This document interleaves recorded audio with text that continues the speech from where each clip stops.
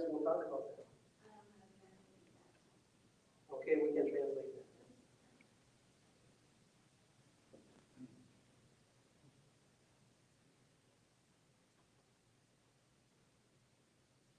So here's what we're going to do together tonight is when we're done, and after Denise turns this thing off, then I'll answer your question. She usually doesn't like to do that. She just wants to keep it going, this thing live. How many of you here, if you were to drive from Lansing, Michigan to California, right, then you had that much thread left on your tires, what would you like to know about it? Come on now, that's not a trick question. You guys are not going to say anything? I mean, usually people are like, right now. A month before you leave. Yeah, that's right. We're going to get the new tires, right? If somebody was to take money out of your bank account unbeknownst to you on a monthly basis, right, when would you like to know? Before they do it. Right? Andy is just like this. He's like, is that a trick question? The answer is not. Right? I'm going to get to my main point here in a second, right? I tell people all the time, I'm like, listen, if something was to lose, what was to steal health out of you every single day of your life, what would you like to know? Right? I want you to think about that for a minute. Most people, not only in this country, but I'm from Canada originally, but most of you know that, right? Most people, at some point in time, they're going to develop some kind of chronic illnesses fairly quickly. There's only 1 person out of 1,000 that makes it to the age of 60 years old without taking a prescription medication. Right? It's not unusual by the time you get to 60 that you're going to take anywhere between 5 to 8, which is like on the low side. Right? And if, there's probably some of you here that are not, you're nowhere near that, and maybe you're never going to be there, and that's good. Right? But that's not the average people. So when I ask people, when would you like to know, right, as it relates to your health, for most people, when they think about it, that's not a trick question. It's like, well, if something is stealing health out of me, when would I like to know? Right? For most people, you'd like to know now, right? And the goal tonight is to be able to just kind of shine the light on the topic of gut health, but not only to shine the light on that, if you've been here before, I kind of like to shine the light on health in general. Because really, if you don't have your health, you don't have much. Would you agree with that?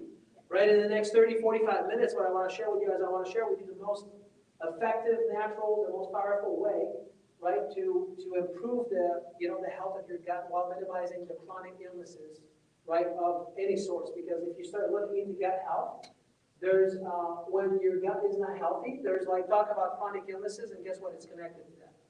It's connected to heart disease. It's connected to cancer. It's connected to mental illnesses. Right, which it's unbeknown to a lot of people because people don't really understand the connection. This young lady here, her name is Helen, and I always tease Helen just a little bit about if she's got clean hands. You guys might not have gotten the joke, but at her church, she does all the sign language for the people that come to church. Helen, is that true? I'm not saying lies right now, right? Okay. And by the time we're all said and done, right, the goal here would be for you to have a next step, whatever next step is for you. How many of you here at some point in time, you read a great book, you intended to do something with the information you got in the book, but you never did? How many of you? Don't lie if you didn't raise your hand, because I'm knowing some of you are like, yeah, I've never done that. Number one, I don't believe it, right? If you're like, I might have only read half the book. Yeah, I only have, yeah, if I had any good, you just put it back down, right? Okay, so let's start on this, and then, see if we can shine the light on those things. I'm going to start from maybe a little bit of a different approach that I've done in the past. If you were here in the past, or some of those classes, right? We're going to start from the top down, and I want to kind of, get you to understand a little bit about what normal is instead of just telling you about all the symptoms that people have and what that means. Okay, let's see if I can get this to work. And of course, it doesn't. Dr. Denise, that's not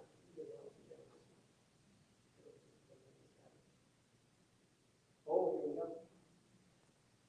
So I just want to show you this picture here so you can have a little bit of an insight when we start talking about all those, how they all connect together, right? Your gut, maybe for some people, when people have issues with their gut, they're like, well, my belly hurts. And I'm thinking to myself, like, what does that mean? Right? My belly hurts. I mean, it's like, is it above your belly button? Is it below your belly button? Is it on the right side? Is it on the left side? Because ultimately, all those organs are all connected together. Then when people have issues with them, right, it's going to give you symptoms in different places. People will have different symptoms, or if they feel it on their body, it's going to be in different places. So if you look here from the top down, right? You start with the esophagus, and then get, the first area of your gut health is your mouth. It's not on that picture, but this is where, right, where really the digestive system, where it starts. And if you grew up where you heard my story, right? I've got 4 siblings, and I got 2 brothers, and it was always like a rat race to just make sure that, they would not steal my food, so I eat fast, just so you know. So if you've ever been right next to me, you would see that, and you'd be like, slow down. Still to this day, it's pretty hard, because I'm like, hey, you know what, you're not going to steal anything from my plate. I'm the oldest boy, and, I'm going to win. So the digestive system starts in your mouth. This is where you digest your carbohydrates, right? You have some part of your saliva, as you have digestive enzyme there, right? That's going to start breaking sugar right into your mouth. So when people have issues with breaking down their food or they have digestive problems, usually they're just addicted to sugar. Now, I would say a lot of people are addicted to sugar, right? But it could be one reason why people have issues with wanting to have a lot of sugar is because if your gut doesn't work properly, when you eat sugar, you get energy out of it right away. And you'll see that in people as they get older, right? As you get to be like 55, 60, 65, 70, because your digestive system doesn't work properly, the only way that you can get energy out of your food is by eating sugar, because you just don't digest it, right? And I'll tell you why in a minute. So that will make sense. And you'll see people that when they lift their arm up, you start seeing all this fat that is just sagging, right? And the reason why you see that is because if you don't digest your food, then you're not assimilating your fat and your protein properly, right? Then you start seeing this little, it's like a reverse biceps. Yes, you guys have seen that, older folks? You go to the nursing home, you have this reverse bicep. The reason why you have that is because you don't digest food anymore, right? And then when people get older, if they're not in the nursing home and they don't feed them with sugar, then they stay at their house, and then what do they eat? They eat sugar all day, because that's, they want to have something that's going to be quick to do, right? They're like, hey, I want something quick. So what do they eat? They just eat junk all day. Because that's what they can get energy from, and that's what's quick. Right? Just to give you an insight here what this starts, so so you have you have a big picture here. And then this goes down to your esophagus, and then it gets into your stomach. From your stomach, it's going to get into the small intestine. And then in order to digest the food in your stomach, right, you got to have some enzymes that are being produced. Now the problem is by the time you're the age of 40, which I'm looking at all of you here, maybe about 1, you guys are past that. Right? What happened is there's some cells in your stomach that are supposed to be producing digestive enzyme like hydrochloric acid. And starting at the age of 40, you're going to have less hydrochloric acid every year, right? Starting at the age of 40 years old. If you don't have hydrochloric acid, then you can't break down protein, right? And if you can't break down protein, that's how you build stuff. So if you don't have the building block to build stuff, then then we're not doing well. Does that make sense? You follow me so far? Right? So it goes into your stomach. So your stomach produces digestive enzyme in order to break down stuff. And then from your stomach, then it goes into your small intestine. Your small intestine is going to be, let's just backtrack here for a minute because this is important. There's a lot of folks out there that are promoting and they're teaching, right? I just want you to have this understanding here because this is important. I'm not going to go too much in depth tonight, but I want you to understand the basic. Because what I realize is people don't really understand the basics, so it's hard to understand what's more complex, right? Your stomach should be very acidic. So there's this thing out there that people are teaching your whole body should be alkaline, right? You should drink alkaline water, you should put a little lemon in your water and drink that, and trying to find out being on an alkaline diet. And I just want you to understand that Dr. Junkie is not a fan of that because people don't really understand what that means, right? Every single system in your body has a different pH, meaning that when you put your finger, if you were to put your finger into a normal person's stomach, right, it's very acidic. It should go down when you're going through the process of digesting food. It goes all the way down, the pH goes all the way down to 2, which is very acidic. Understood? It's very acidic. It's not alkaline, right? So that's the reason why when you take Prilosec or you take those anti-acid, right, you go to the doctor, and the doctor says, hey, you have acid reflux, you have GERD, you have indigestion, we're going to give you Prilosec. And what Prilosec does, or any of those anti-acid, it makes your stomach more alkaline. So what it does is it takes the symptoms away, but we're just killing you softly. So as you're feeling fine, right, we're just killing you faster. Your stomach was never designed to be alkaline. It was designed to be acidic. Because this is how you break down food.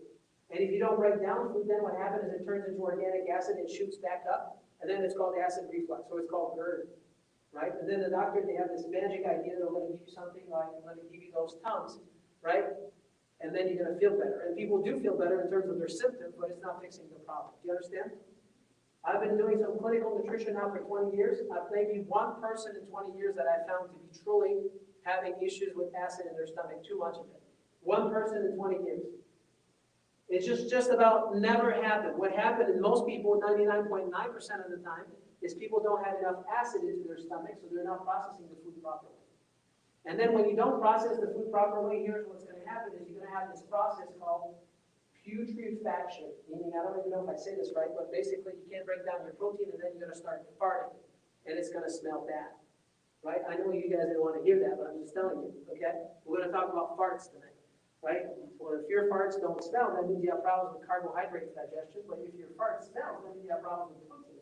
You're not digesting the protein, right? You didn't know you signed up for that kind of class tonight, did you? Right? We'll talk about poop, we'll talk about farts.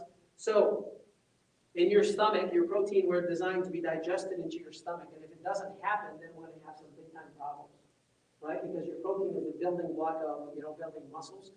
And then with protein, with amino acid, what you do is you also make stuff that makes your brain feels good, right? This young lady here, before we started tonight, she asked me, she says, hey, are you going to talk about this enteroenteric nervous system, right? There's many books out there that says that your brain is your second gut. Maybe you've heard that before. Right? And the reason for that is because in your gut, your body is producing this thing called serotonin and dopamine. This is what makes you feel good in your brain. Yes? You guys have heard of serotonin and dopamine? Matter of fact, the doctors, psychiatrists, right? That's what they prescribe to people when they're depressed. We're going to give you those psychotropic drugs like those serotonin reuptake inhibitors. Right? Did you know that your own body does that? But if you don't eat protein, you don't break down protein, then you can't make it. If you don't make it, then guess what? It's not going to make you feel good. Because your body is not, you don't have enough protein, and you don't have enough amino acids in order to make this happen. Right? So dopamine and serotonin, for instance, they're made out of protein. They're made out of amino acid. So 80% of what makes you feel good right here, it's made right here. So if this doesn't work right, then we're going to have big problems. Does that make sense? Right? You follow me on this? Right? So your tummy as well, right? Your gut is 80% of your gut is your immune system. Right? So if your gut doesn't work properly, then you're in big trouble. Right? Are people concerned about their immune system these days? Well, I would say the past 3 years, maybe a little bit. I mean, I could be wrong, but people are maybe a little bit more concerned about the immune system. But if your gut doesn't work properly, your immune system is never going to work right. So let's circle back here that you break down your carbohydrates in your mouth, right? You start the process, and then you break down the protein into your stomach, and then after that it goes into your small intestine, and into your small intestine, that's when you're going to be assimilating your fat. And your fats are being assimilated when you have in the presence of bile. And the bile is made into your gallbladder, right? I don't know if we see a gallbladder here. You see the small intestine. There's no signs for gallbladder. Shame on me, I didn't take the right picture. But the gallbladder is attached to your liver. Your liver produces bile, and then it's stored into your gallbladder, and every time that you eat, there's a message that is sent into your brain that says, okay, we need to break down this fat in order to assimilate it. Understood? Right? Now, there's some people out there that they're so genius, right? They just think that your gallbladder was a spare part from God, so we're just going to cut them out. There's 700,000 people that just loses their gallbladder on a yearly basis. Did you know that? There's 700,000 people that lose their gallbladder on a yearly basis because they make the assumption that, like, listen, your gallbladder is a problem, right? It's not functioning right. You have stone. We're just going to yank it out. That was a spare part, right? Just so you know, Dr. Drunk is not big on thinking that there's any spare part in your body, right? If God put them there, there's probably a reason for it. You're going to keep it. If they're not working properly, you got to ask which question. Why, right? If you don't ask why, you're not going to know. If you go to the doctor, the only thing we try to do is to try to manage your symptoms, right? But we're not trying to find out what's causing the problem. You follow me? Yes or yes? The answer was yes, right? So the liver produces the bile. There's about 600 different functions to the liver, but the liver produces bile, and it's being stored into your gallbladder. And then every time you eat, there's a message from your brain to your small intestine that's going to be pushing bile into your small intestine in order to break down the fat, assimilate the fat so you can take it in. Right? Did you know that every single cell of your body, 70 trillion cells, anywhere between 70 to 100 trillion cells are all made out of fat. So is fat important? Right? Some people sometimes they get excited. They're like, this is great, but my gallbladder doesn't work right, so I don't have to assimilate fat because fat is bad. I'm like, wrong wrong thinking, right? They're like, oh, that's good that, my body doesn't take in fat. I'm like, yeah, that's why people are fat, right? 700,000 people have the gallbladder being removed on a yearly basis. Now, your bile is really important. Not only it will break down the fat to be assimilated, but it's also in charge of removing the toxins out of your body. The bile is also in charge of your pooping session, right? So it's not unusual. Matter of fact, every single time when I have a new person coming in, I'll ask them, I'm like, so how's your number two? How's your bowel movement? They're like, oh, great, great. I'm like, what does that mean? Right? Some of you have heard that story before, but it happens just about on a weekly basis. People will be like, yeah, great, every 3 weeks clockwise, Dr. Junkie, right? You guys think it's funny, right? However, there's a lot of people like that, right? They're like, yeah, I poop once a week, or yeah, I poop every 3 days. Did you know that, hey, you should be at least going to the bathroom like on a daily basis, if not more than once a day, twice a day, 3 times a day, right? But people don't do that. So how can you have, quote unquote, the crap left in there, right, forever? You eat 3 times a day, but yet the crap just comes out, once a week. How do you think that your body can be healthy? It's just impossible. Does that make sense? Right? So then small intestine. So I want you to think your mouth is the carbs, and then your stomach is the protein, and then your small intestine, right? You have the fat that are being absorbed, and then you get into the large intestine, and then whatever is left over that your body can take or assimilate or absorb, it's going to be taken there, and then after that it's going to go out. Right? So by the time you get, now listen to me here, this is important. So you get into your stomach should be acidic, and then you get into the small intestine should be alkaline. And then by the time you get into your large intestine, you should be very acidic in there. And if you're not, you're going to start farting all the time. True story. Right? Because what happens is you start having fermentation, right, into your large intestine, and then you fart. When people's belly are just gurgling, it's because they have carbs that are undigested into your large intestine. Yes? True story, Joe. I'm not lying. Okay. So, you got to understand the process of what the body goes through, and when that doesn't work, right, then we're having problems. So last year I taught this class on leaky gut syndrome, which a lot of people have leaky gut. Just about everybody have leaky gut. But the reason for that is because, right, and it's pretty much just one word. The word is if you don't eat food for any length of time, right, it will destroy your gut. And the American diet, the standing American diet today, this is what it promotes. It promotes to destroy your gut. That's what it does. Right? Your gastrointestinal tract, when it starts becoming more thin, the lining of the gut becomes really thin, and then what happens? Then you get in trouble, right? You get in trouble because people take medication. They take antacid. What is the antacid going to do? It's going to make you more prone to have a hip replacement. Because if you look on this Prilosec business, right, if you look on the label, it's going to say, right, that you're going to stop the absorption of minerals like calcium and iron. So that's okay. We got a hip replacement. We got you covered because we do that. Right? No iron, it's no problem. You'll be tired all the time, but we got you covered too. Right? You're going to go see a doctor, we'll give you another pill for that. You see what I'm saying? So you don't have enough calcium, then you develop osteoporosis, but that's no problem. We're going to have kyphoplasty. Do you know what that is? They stuck a needle in your back, right? And then they start putting some cement into your vertebrae, right? Because you're about to fall, you're about to fall apart completely. This is what those drugs do. They were never designed for people to take it long term. That's what people do every day, right?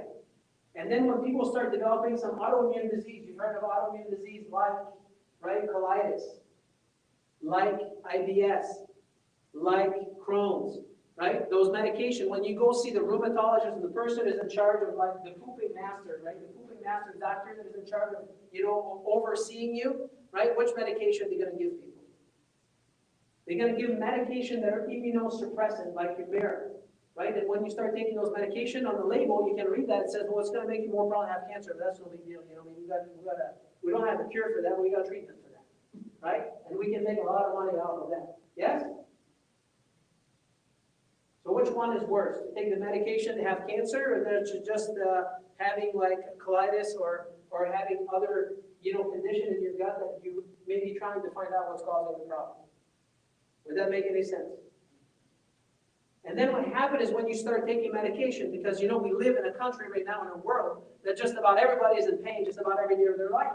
So then what do people do is they take pain medication. And when you take pain medication, those COX inhibitors, what they do is every time you take them, right, there's bleeding coming out of the lining of your stomach. But that's okay because we've got a drug for that, or we've got a surgery which is going to take half of your colon. No big deal. Right? We can put a pouch on the outside. I mean, it doesn't look that great, but if you put a shirt that is big enough, nobody will know. That's Dr. John being sarcastic, right? That's crazy, but people do that. And they just don't know that that's where they're heading, right? So every time that we go see the gastroenterologist, you know, the goal is to manage your symptoms, not to take care of the real problem. So first thing is you got to be able to digest your food, so you need to chew it. That's number one. And then number two is your stomach needs to be acidic enough. That's number two. Meaning that you need to produce digestive enzyme, or you need to be taking enzymes on a daily basis in order to break down the food that you're putting in. If you don't do that, then you're in trouble. And then after that, you need to be able to assimilate the fat that you're taking in. And if you don't assimilate the fat, then you're going to be in trouble too. Because did you don't? Right? You have hormones like testosterone, estrogen, progesterone, DHEA, DHT. Those are all hormones. Cortisol, pregnenolone, those are all hormones that are made out of what? That are made out of fat. So if you don't have fat, you can't make them. Right? Did you know that cortisol manages your inflammation in your body? Did you know that when you're in pain and you get a shot of cortisone, what does that do to you? Right? It makes people feel better. Right? Because the inflammation goes down. Did you know that God's already wired your body to do that? Right? Through your adrenal glands, that's what your body does. But if you don't have enough fat, your body doesn't have the substrate in order to make it so your body can do what it was designed to do. Do you follow? Right? So those fats are really important. Right? You should be eating all kinds of fat. You should be eating butter. You should be dripping all over your face, right? You should have like things like coconut oil. You should do that every day, and avocados and nuts and seeds and all this good stuff. Right? Because if you don't have enough fat, then your body, guess what? Your body thrives on that. And if you don't have enough fat, then fat tells you, when it's in your belly, it tells your brain that you're full. So when people are like, well, Dr. John B, you know, I mean, I'm always starving, and the only thing that's going to take my starving away is eating a lot of rice. And I just want to laugh when people say that. I'm just saying. Right?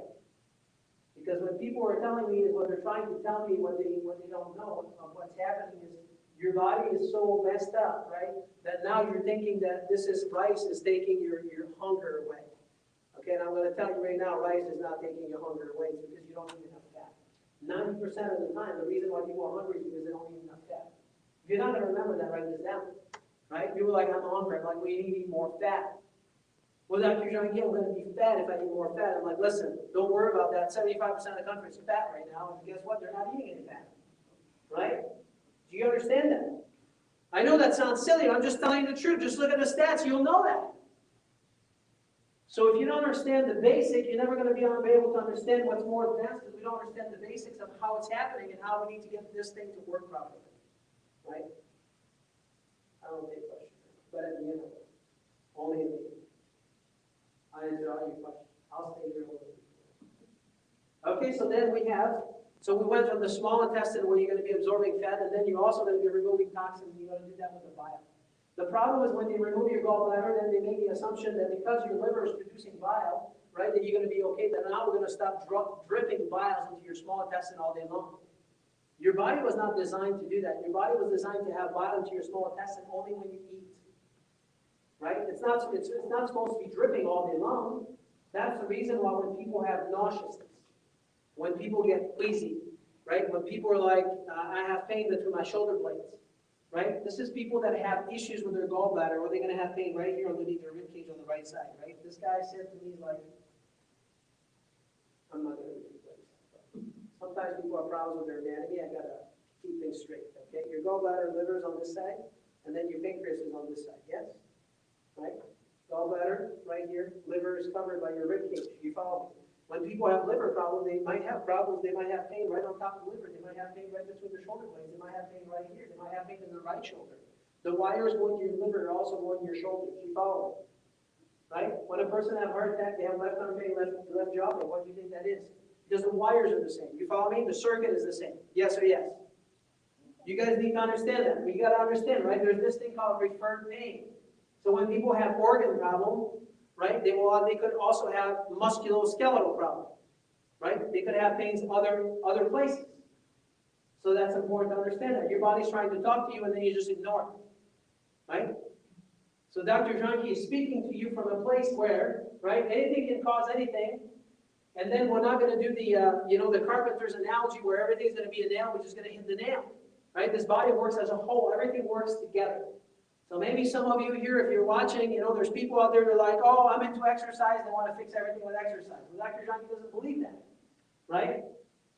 Do I do I believe you should exercise? Yes, you should. Matter of fact, just about every day, right? I believe that for all of you with no exception, right? Do I believe that you should be putting real food in your body? The answer is you better believe it, right? But there's some people that are into nutrition, they're like, if I just eat well, I'm going to be fine, live forever. No, you won't.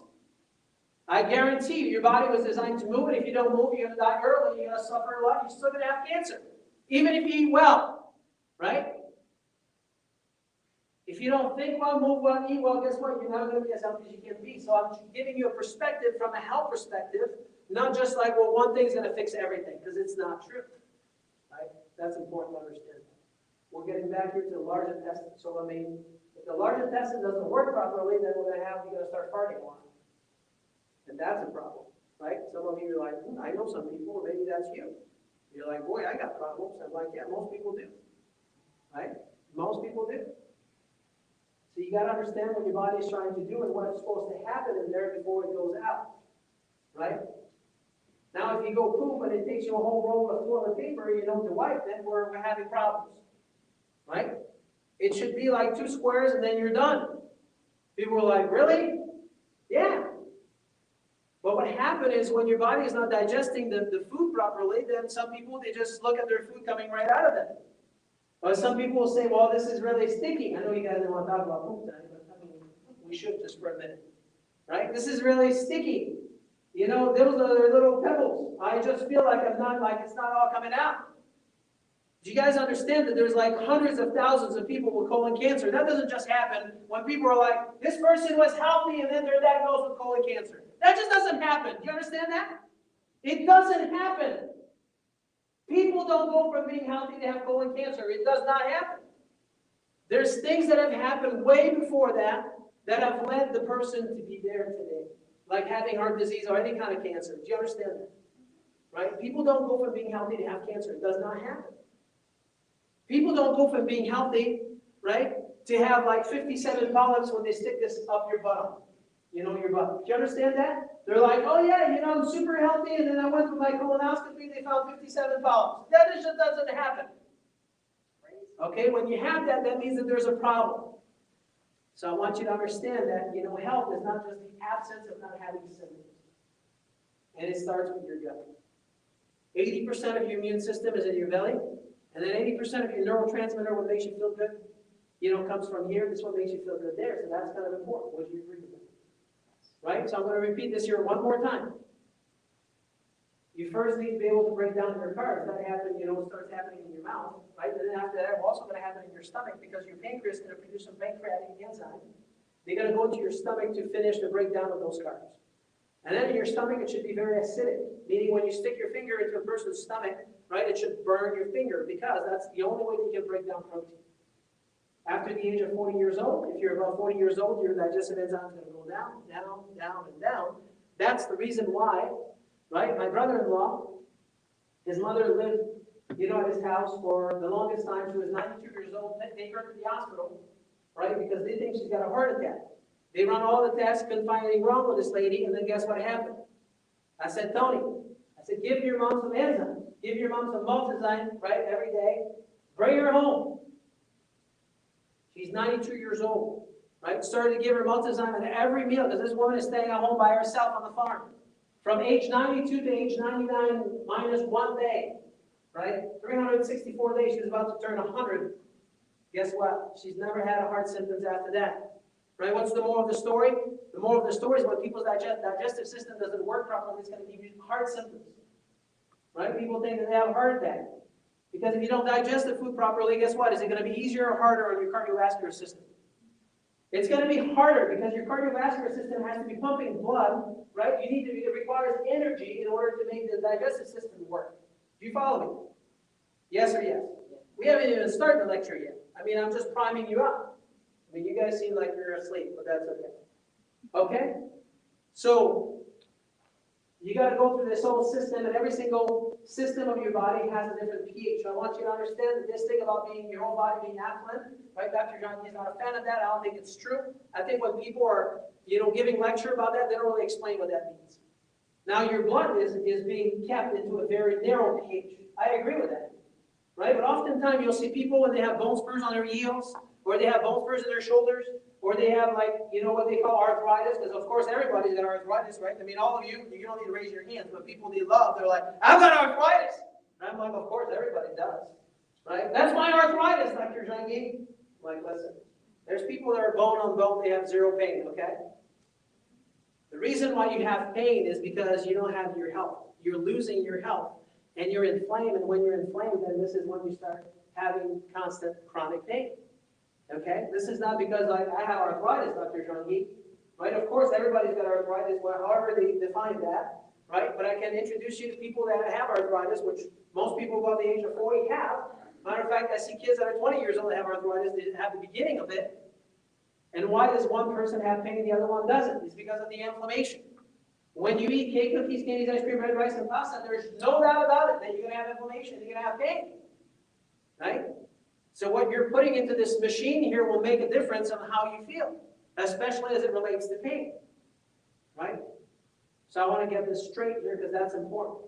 Right? This idea to think that everybody's in pain because they all have arthritis and it must be like, you know, this is my gene, everybody had it, so therefore I'm going to have it. That's a lie. Okay, and don't believe that because that comes from the enemy, doesn't come from, that's not how God wants you to be. Right? So now let's start. Let's see if I can get this going. Whatever you're doing. I mean, what do you think? Okay, those are the symptoms we discussed a little bit earlier between being bloated, constipated, diarrhea, having gas, feel full, right? My stomach hurts, acid reflux, right? There's a lot of symptoms. all those symptoms are related to, right? If you start taking them down, the question is like, well, where do you think you have those symptoms, right? Different symptoms will mean different things. So when a person say, you know, they're like, hey, I fart a lot, well, tell me what that means. If a person say, well, I have bad breath, tell me what that means.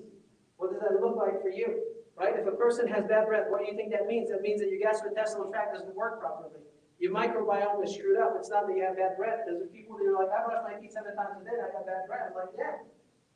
Because what's happening in here, right, it's a reflection of what's going on in here. So all those symptoms here are connected to some area of your gastrointestinal tract, right? If the gastrointestinal tract doesn't work properly, then guess what? Those symptoms are going to show up somehow, somewhere, right? And then they're going to become more prominent. And then what do people do is they're seeking the doctor because, of course, the doctor knows how to fix them, how to fix your symptoms and manage your symptoms by giving you this little, this is called the script, right? I'm going to give you this little magic script. We're going to get your symptoms to go away, and then we're going to call it good. As we're killing you softly, right? While we're creating other symptoms and other problems, you know, now you don't have your, you don't have your acid reflux anymore. Right? So here this had this term, right? It's called gut dysbiosis. Just about every person on the planet have when they've lost their health. Leaky gut syndrome, we talked about that specifically last year. IBS stands for irritable bowel syndrome. People that will go from being constipated to having diarrhea, colitis, Crohn's, diverticulitis, right? There's a lot of itis that's because of the inflammation. People that are celiac, they have food sensitivity, which is common today, right? A lot of people are not celiac, but they have food sensitivity. Understood? We'll talk about that more later. Okay. So here it says, what can we do about it? What are you doing? Are you taking care of the cause, or are you taking care of the effect? Do people have acid reflux because they don't have enough tums in their belly? Right? I know you think it's funny, but really it's not, right? I tell this to people, they're like, ha ha. I'm like, yeah, but people do that every day. They never question it. Right? They take their pills, their symptoms go away, and they're like, yeah, when I have acid reflux, I take the Tums, I feel better. And I'm like, yeah, but are you taking care of the cause? Right? You want to find out what's causing the problem. Some of you have heard the story before, but I like to repeat it over and over again, and hopefully you're going to steal it from me. Right? If there's a car accident right here on Price Road and the cops are there, would you say that's the cops' fault? No. Or you would say the cops are there because they're there to help. Is it the cause, or that's the effect? Right? People don't get into a car accident, it's not because of the cops, it's because the cops, they show up because they're trying to help them out, yes? Okay. So do people, do you think people have heart disease because they have high cholesterol?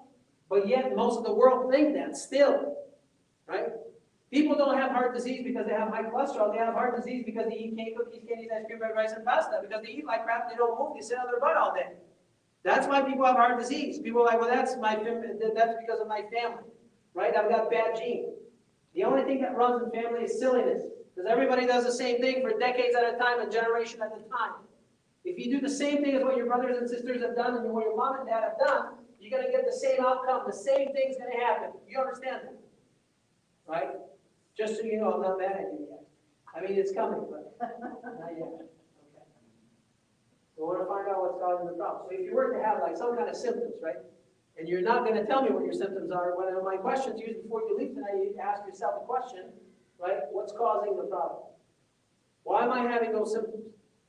If you don't ask what's causing it and why, right, you're never going to get to the true answer. Because the only thing you want to do is to just patch it up. Just get the symptoms to go away. Right? A person cannot be taking Aleve and aspirin and Motrin and ibuprofen, for a lifetime, which people do that. Right? I show studies in my prior classes, some of you have seen before, that you're going to start, you're much more likely to get pancreatic cancer, to get breast cancer, to get all those other types of cancer by taking those drugs. Right? And on top of that, then what happens, every time you bleed out your stomach, then you have an ulcer. Well, that's no big deal. We've got drugs for that too. Right? So it's like insane. You can't sleep, we have a pill for that. You sleep too much, you got a pill for that. You're not happy, you got a pill for that. You're too happy, you got a pill for that. You can't poop, got a pill for that. Poop too much, got a pill for that too. You see how this is like, it's silly? People do it every day, they never question it. We need to stop. Okay? Cause and effect. So here is the triad of digestion. We talked about that already, but I just want to, it's there. Okay, if you guys want to have this, anybody that gives their name to, your name and your email to, this could be like Delaney, or this lady here, she just volunteered, so I'm sure Delaney's happy. Her name is Hannah, she's sitting in the back, right? You can have this PowerPoint that you can just send it to. So this top one here says putrefaction of protein. So what's going to happen is you're going to have gas, right? It's going to smell. You're going to start farting, you're going to be bloated. And when you have that, the chances are you can't break down protein, which is very common, right? You can't break down protein. Then what happens is those fats, when they're not digested properly, they're going to turn rancid. So then people are going to have, they're going to have symptoms like they're nauseous, right? Or they're going to have the feeling they want to vomit, or they're going to get queasy, or they're going to burp, or they're going to belch, or they're going to have some kind of abdominal pain. You follow me? Is those symptoms common? The answer is yes, they're very common. Just about every person have that of some sort, right? Early on in their life, and they're just like, no big deal, just take a pill for that. This last one here, it says fermentation of carbohydrates, and this happens in the lower abdominal, right? You're going to have gas, constipation, alternating with diarrhea, gurgling feeling in the abdomen, right? So the question is like, hey, when you have symptoms, where's that at? Is this here, this here, this here? Where's that at, right? Because this is going to matter to be able to zoom that in. Now, when I test people, it's pretty easy to tell, right? Because their body's going to tell me. But if you don't know, right, give you a clue. Like you get bloated after you eat. You have acid reflux, you have GERD, right? You poop every day.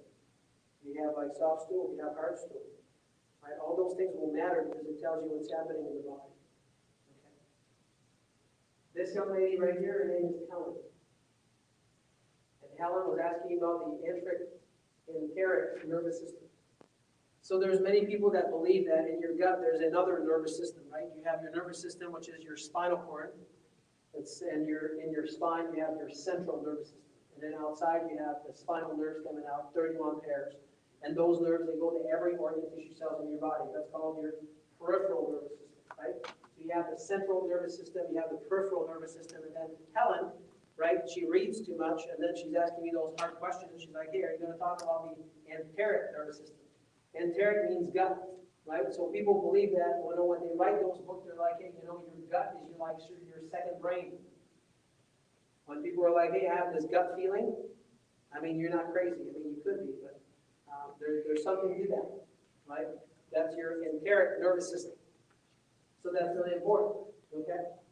Then your gastrointestinal tract, it starts all the way from the top, all the way to the bottom. Those guys right here, oftentimes people are missing on that.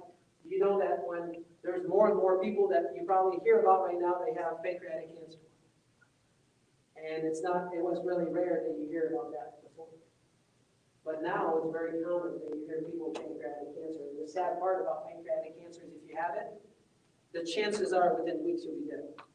Right? It doesn't take we're not talking about 10 years. It's like within weeks you'll be dead. Not unusual that by the time person that, you know, they will tell me about another person that had it, or the people that I've known, which I've known 2 of them in 20 years, within weeks they were dead. Right? So it doesn't take much time. But your pancreas, what it does, it will produce insulin. Right? And you produce insulin when you do what? Yeah, when you eat sugar, when you eat candy cookies, candy ice cream, red rice, and pasta, but if you eat fruit, then your pancreas is going to be producing insulin, because what the insulin does is it stores your sugar. Right? And you have some that's going to be stored into your liver, about 400 grams, and then another 100 grams is going to be in your muscle, about 500 grams total. It's called glycogen. The storage of your sugar is called glycogen. You follow me so far? Right? I am not here. But don't tell anybody. This is like live. Okay? So, 500 grams of glycogen, which is your storage for sugar. After that, everything turns into fat. You follow me? Right? So you only have 500 grams of sugar that is being stored. After that, it all turns into fat. So when people eat cake, cookies, candy, ice cream, red rice, and pasta, right, and they do that every day at every meal, guess what happens? Right? They start like accumulating more fat and more fat and more fat and more fat, and they're like, you know, but I don't eat any fat. What happened is when you eat sugar, sugar just turns into fat. That's what it does.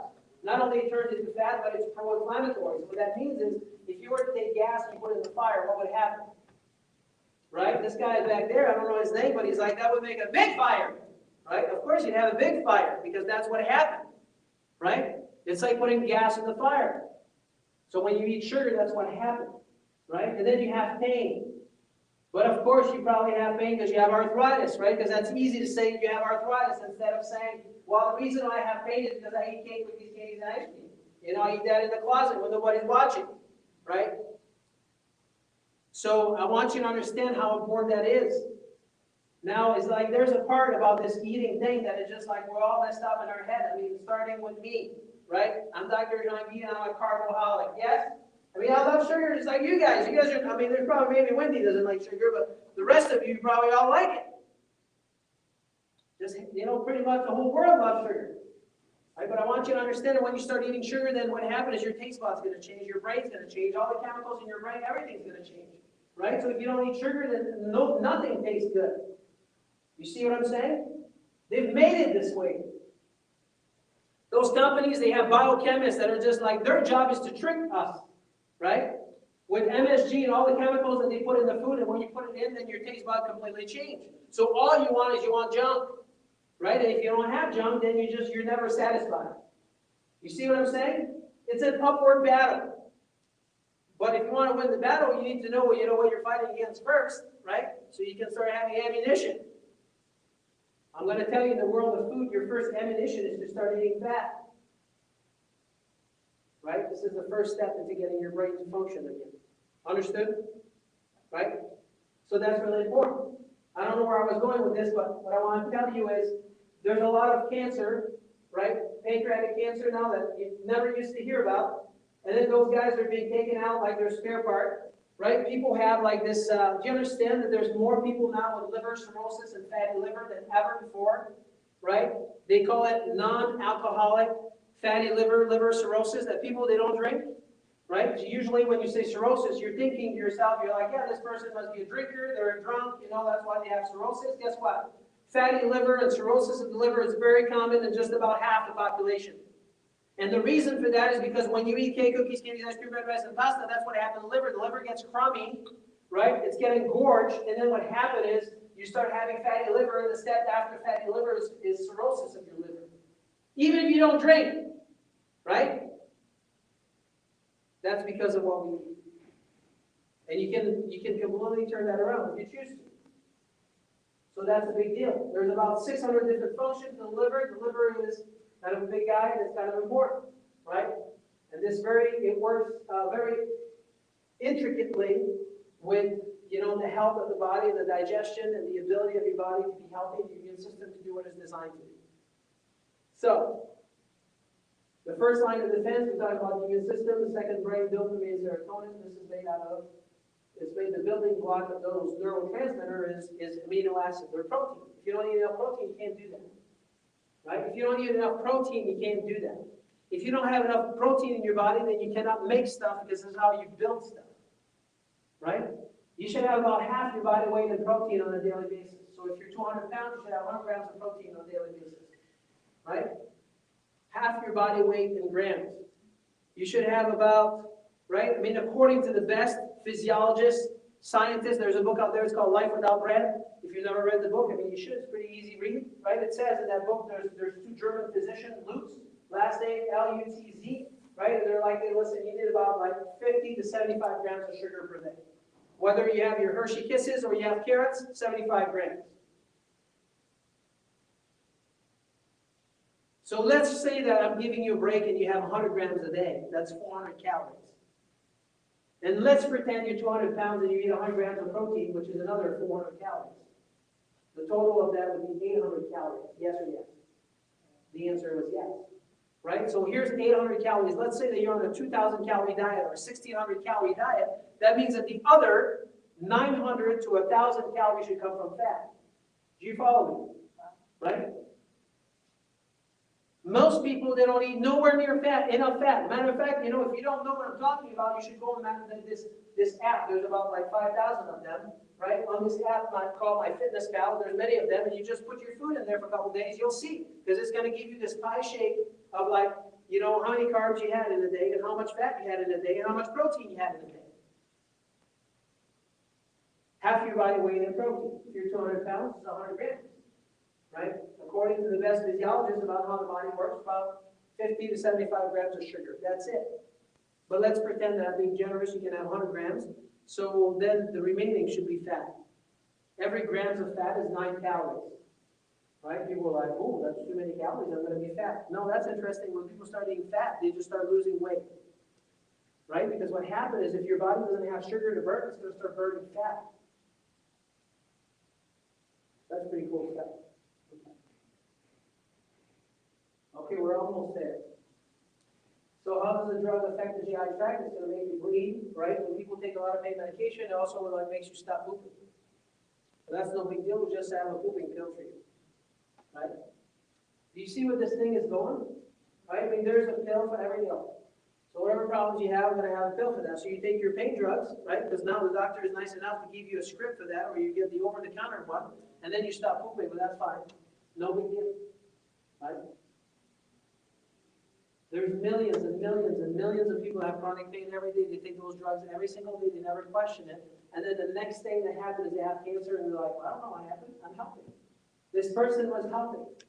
Right? I want you to know that there's a reason. When you take an antibiotic, right? When you start reading in the Journal of Nutrition, the Journal of Science, that when they start talking about antibiotic usage now, and people that, you know, some say that, you know, it will just ruin your gastrointestinal tract for 2 years. 2 years. 2 years. Every antibiotic that you take is going to ruin your gastrointestinal tract for 2 years. Right? Now remember, 80% of your immune system is right here. Right? So do you think that we have good incentive to make sure that this guy here is working properly? Right? That you're digesting the food properly, that you're pooping properly, right? That you're assimilating the fat properly. Do you think that's important? There's not about one person when I test them nutritionally on any program that anybody that I know here that on a nutrition program, there's not one of you here that I know of, because I know you, that you're not taking some digestive enzyme. After the age of 40 years old, I guarantee you need it. Right? I guarantee you.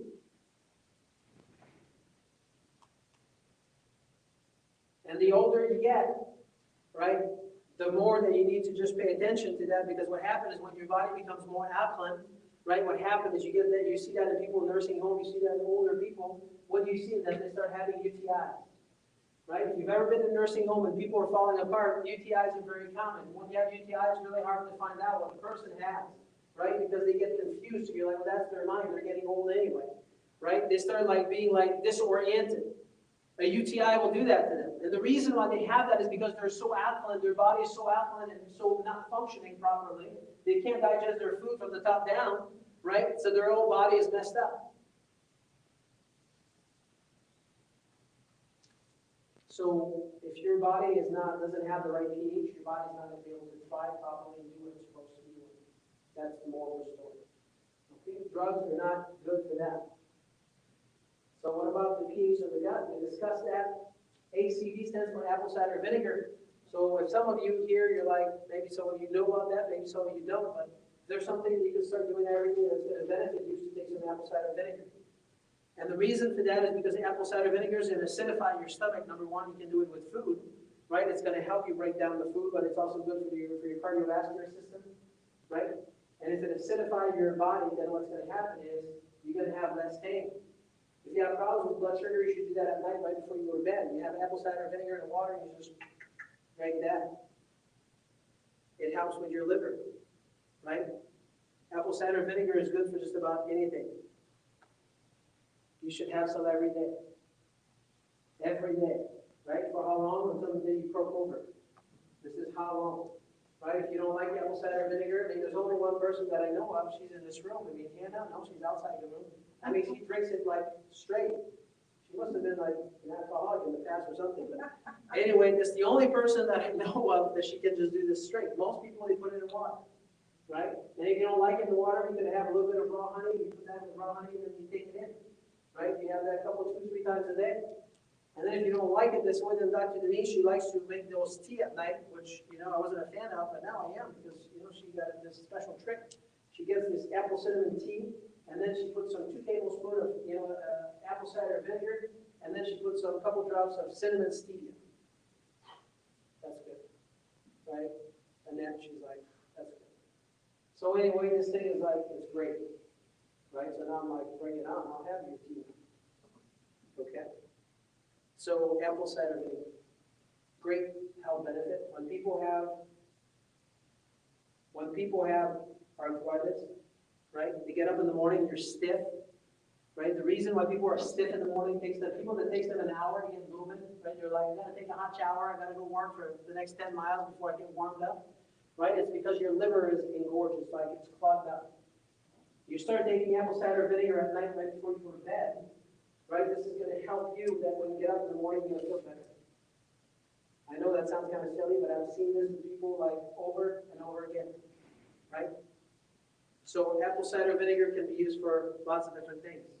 But those are some of the usage that you can have. Bragg's apple cider vinegar. Some of you can make it. We tried that. We didn't have very good success. I mean, with this mushroom, just get through this fermentation. No, that was kombucha. I think that's another problem. Okay, we'll talk about it later. That's good for the gut too. Okay, let's move on. So, in the past 10 years, there's a lot of research. Maybe you've heard of this word called microbiome. Have you ever heard of that? Anybody? Yes, no.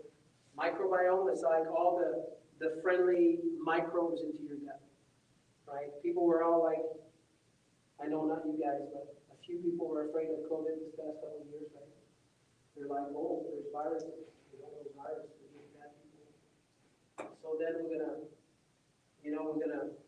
walk on the sidewalk with 3 masks on because people think that they truly believe that this is gonna save them from COVID. Right? And I'm not here to just put anybody down, but I just want to tell you that walking outside with 3 masks on the sidewalk by yourself is not going to protect you from anything. Right? Those bugs have been around, millions of them, right? For thousands of years, and it's not going to protect you from anything. Do you understand that?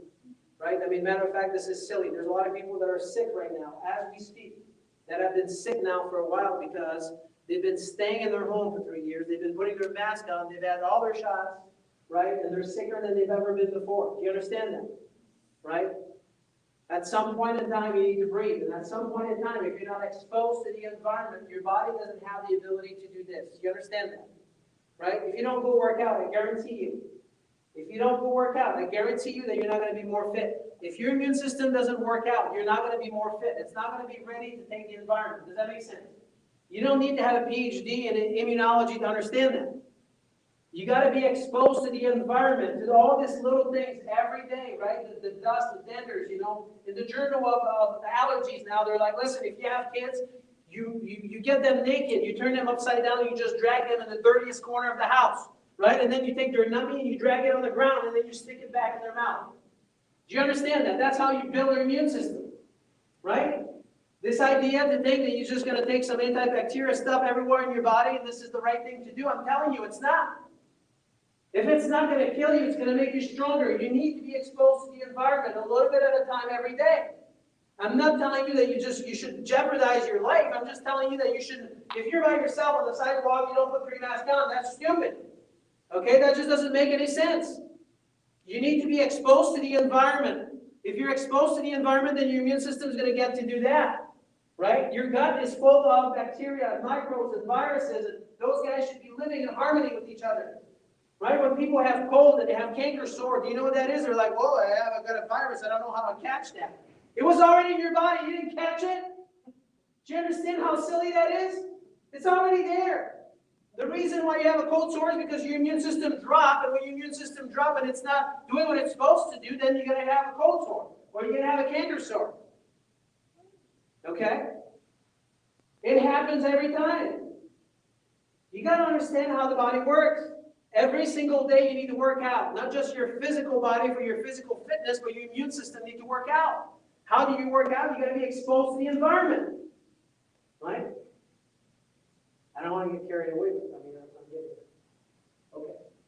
So here, your gastrointestinal flora, which is all like the bugs there in your gut, right?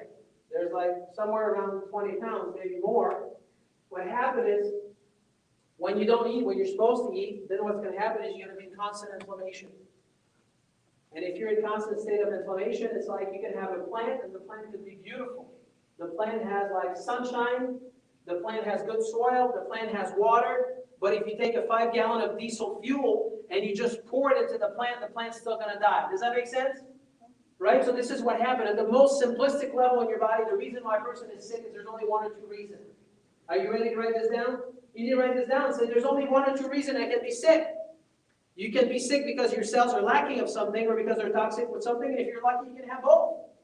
Right? That's the only two reasons. There is no other reason.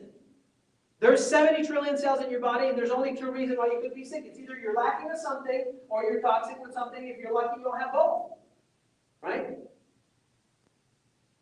So I want you to understand that. This is applied nutritionally, this is applied mentally, this applies physically.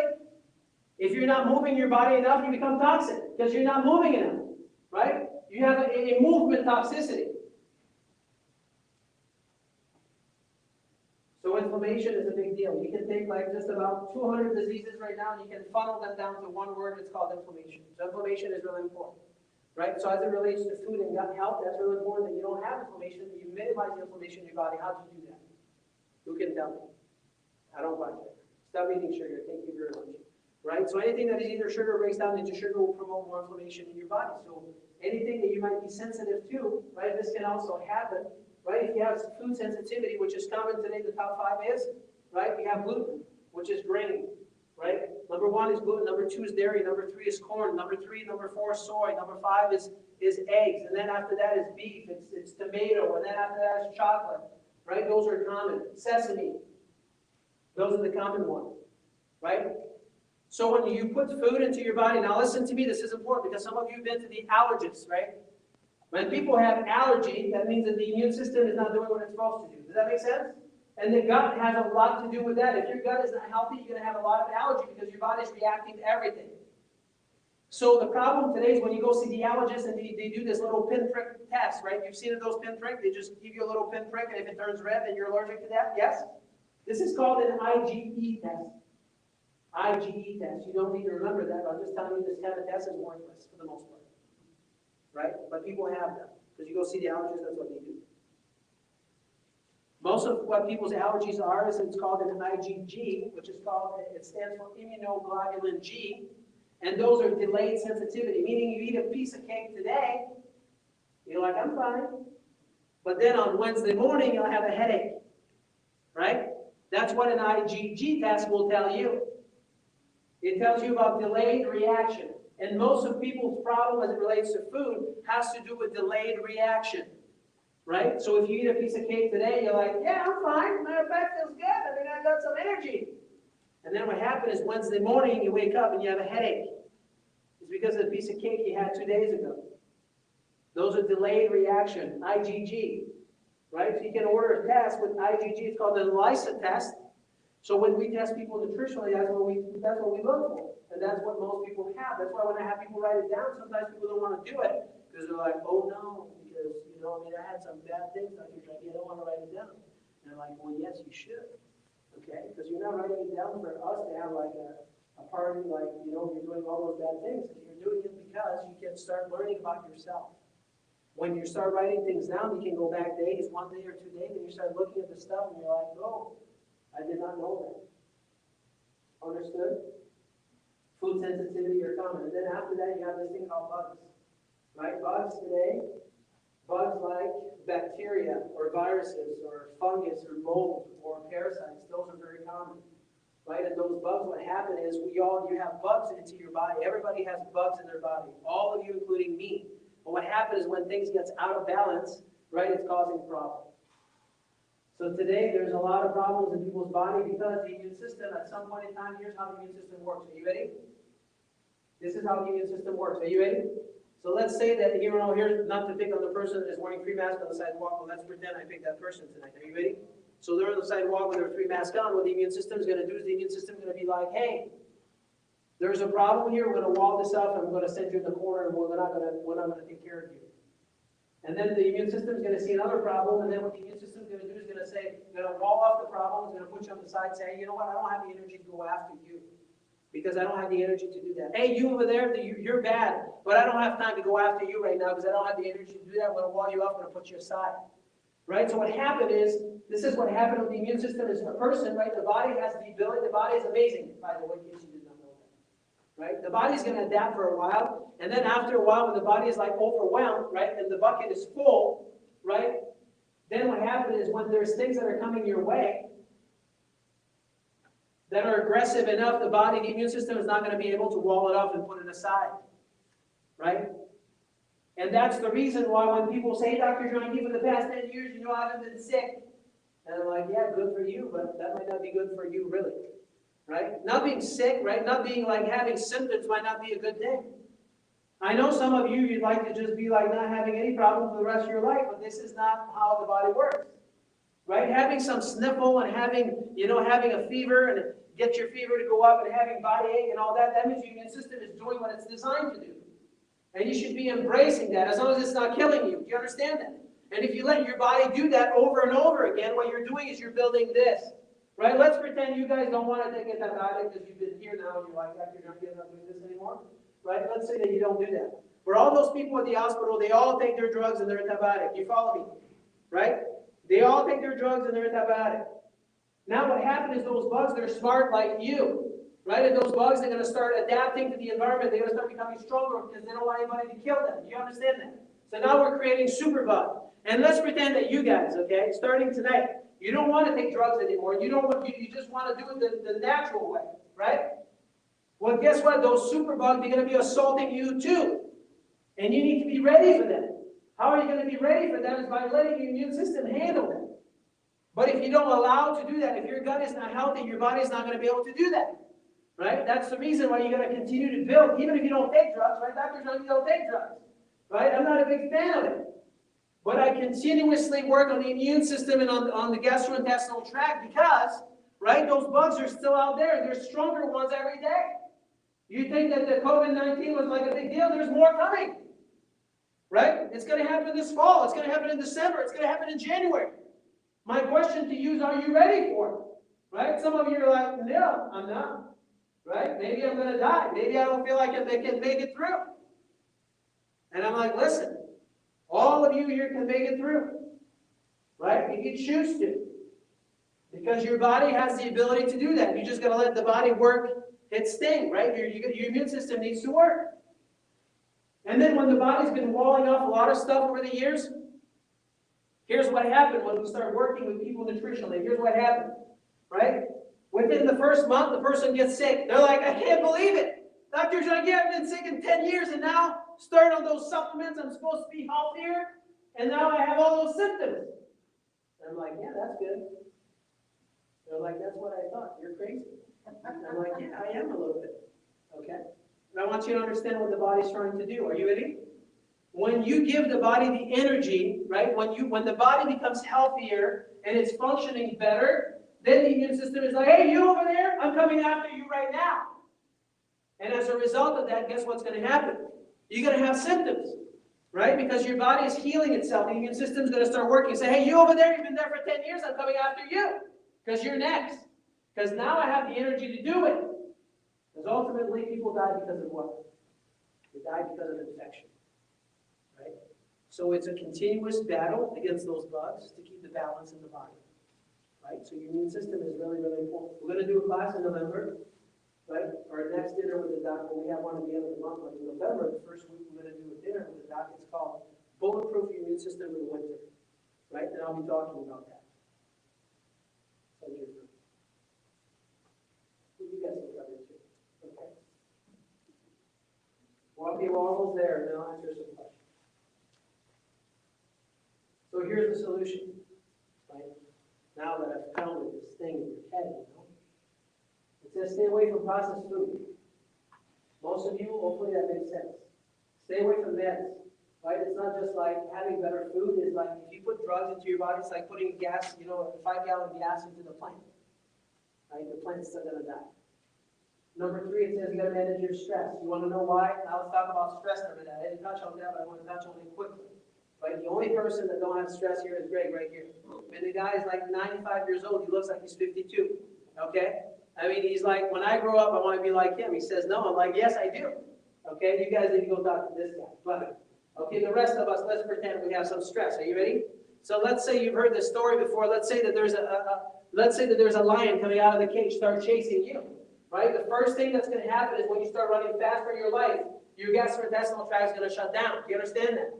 Right? So when people are stressed out, guess what happens? This shuts down. If somebody scares you, you're going to crap your pants. But if somebody runs after you, right, what's going to happen is this is going to shut down, meaning you're not going to poo or pee. You got to run for your life. Does that make sense? So when people have a lot of stress, can you see how this can be affected? Right? When people have a lot of stress, they're much more likely to go to the doctor and say, well, I have GERD. I have acid reflux. Right? I have indigestion. Why do you think they say that? Because they can't digest their food. And then the doctor says, well, no problem. I got a solution for you. I got a pill for that. Right? So this year, this is really important. When a person's going to manage their stress. Right? I tell people, do you have any me time? They're like, what's that? Me time. Do you know what that means? Me time. Do you have time just for yourself? Right? Most people don't. I'm like, well, if you don't, you need to get up earlier. Why get up at 5? Well, maybe you can get up at 4. Right? You need to have some me time. And then here it says you got to have proper nervous system function. This guy just last week, again, 23 years of this is still, it's amazing. Here's what he says to me. He's like, listen, when I came in, it's because I had back pain, okay? Back pain. But I never told you, right, that I also, like, I would just go poop once every 2 weeks. He's like, I don't know what you did to me, but you just cleaned me out. I'm like, I didn't touch you. I mean, I only adjusted your spine, right? I'm a chiropractor. I'm just like, my expertise is in the spine, right? But the spine has a narrow focus, but it has a broad body implication. Do you understand that?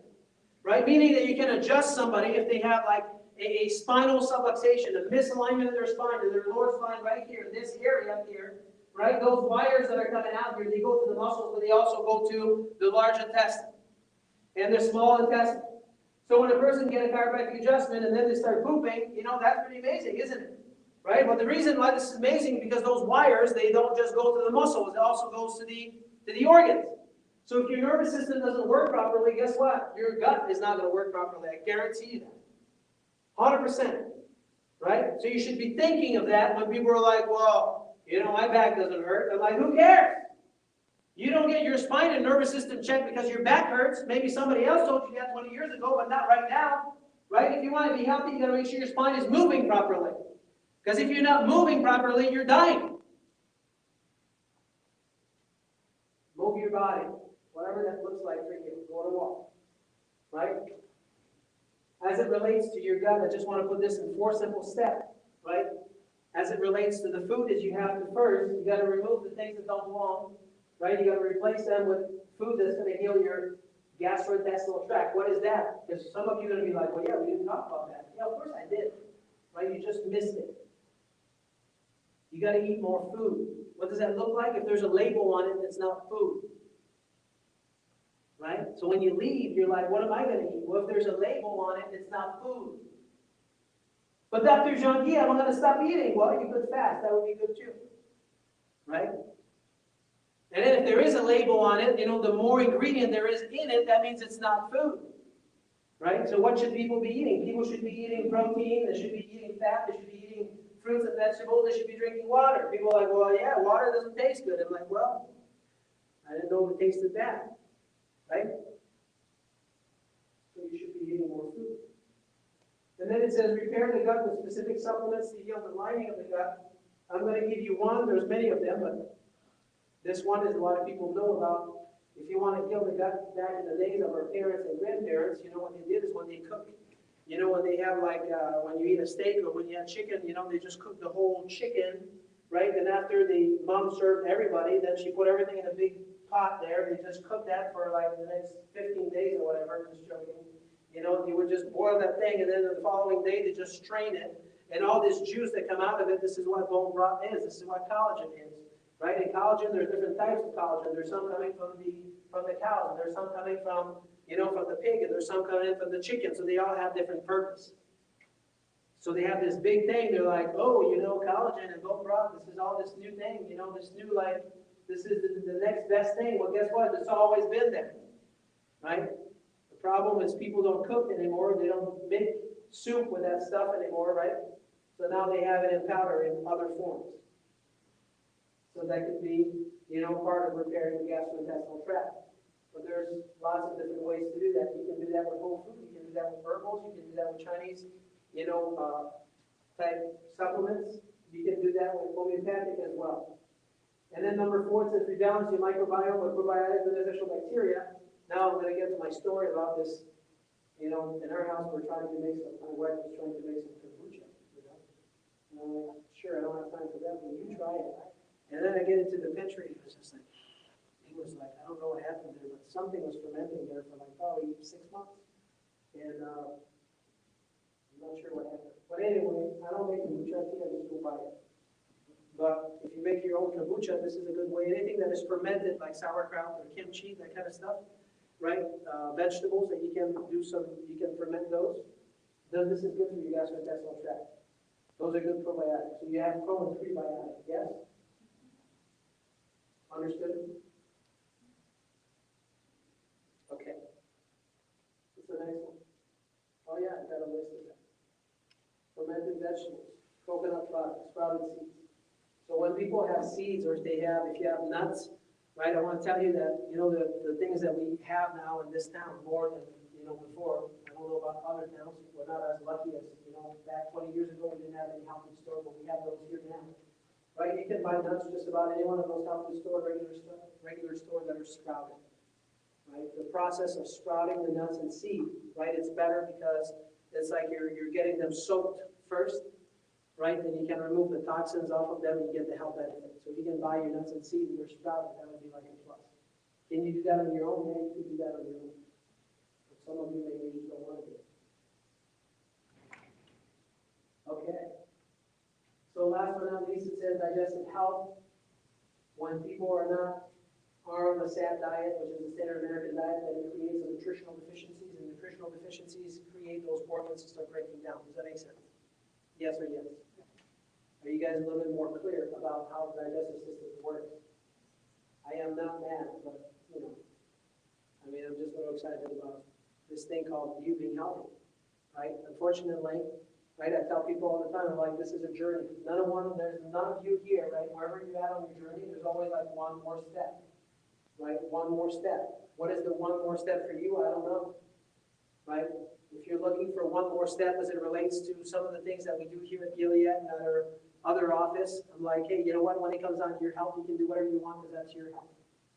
But just imagine whatever problems that you have right now as it relates to your gastrointestinal tract, the problems that you have, right? And you don't do anything about it. What do you think is going to happen? Right? Thank you very much. There's no such thing as people are like, hey, I'm just going to be still. I'm just going to stay here for a little bit. Okay? If you're not getting better, you're getting worse. I promise you 100% of the time. Right?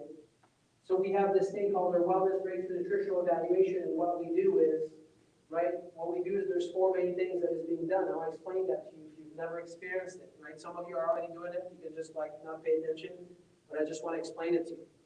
Right? There's 4 main things that happen. Number 1 is we have you fill out this long questionnaire. The reason why we do that is because people, before having a disease, before a person has cancer or heart disease, there's a lot of other things that's going to break down first. And they might sound like they're not a big deal. Like people have a hard time falling asleep. That might not sound like a big deal, but you know that's the beginning of a disease process. People having seasonal allergies, that might not sound like a big deal, but that's the beginning of a disease process. A person having indigestion, that might not sound like a big deal, but it's the beginning of a disease process. A person farting all day long and they've done it for 10 years, that might not sound like a big deal, but it's the beginning of a disease process.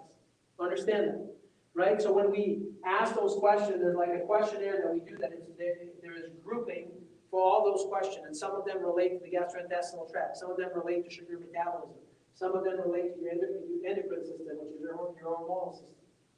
So there's great value to that, to know that before you get to the disease, there's a disease process, and we can pick that up before.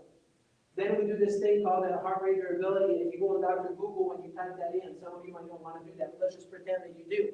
And you put down heart rate variability, there's like you're going to get 1,000 hits on heart rate variability, and what it does is it tells us how the organs are working on the inside. So that's number 2. That's why we do that. We want to find out how the organs are functioning. We don't want to know if a person has heart disease, because when people do have heart disease and cancer, they already come in and they tell me. They're like, I have cancer, and the doctor says that I have cancer. Do you understand that? Right? We're looking for disease process. Now, there is people that come in with cancer and heart disease that they already know that, and we take care of those folks. But I would rather take care of people that have a disease process that we can turn around, or a person that don't have any problem yet, right, and we can prevent them from having problems. Yes or yes?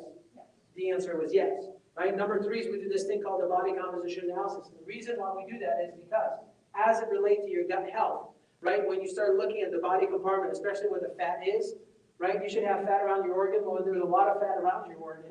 Right? The problem is that means you are in a pro-inflammatory state, so we look at that. It's called a body composition analysis. Why do we do that? Because when we see a lot of fat around your organ, that means that it's not a good sign. You're much more prone to have a stroke or to have, to have a heart attack, right? And your gut has a lot to do with that stuff. So we do that. And then the last thing that we do is we do this thing called a nutritional assessment, right? And what we do is we use muscle testing, and then we use acupuncture point on the body to find out, right, if there's any areas that are not functioning properly. And at the most simplistic level, right, your cells in your body can only 1 or 2 things that can happen. You can be what? I can tell you guys we're listening. You can be what? She's like, I don't know. Your cells can either be lacking of something, or you can be toxic with something. There's only 2 things that can happen, right? In any disease process, there's only 2 things that can happen. Your cells can be lacking of something, or they could be toxic with something, or if you're lucky, you could have both. Right? So when we do nutritional analysis, we can find out if a person has nutritional deficiencies, or, right, if a person has also toxicity. For instance, we look for food sensitivity. Right? Do you have problems with wheat? Do you have problems with corn? Do you have problems with mint, with dairy?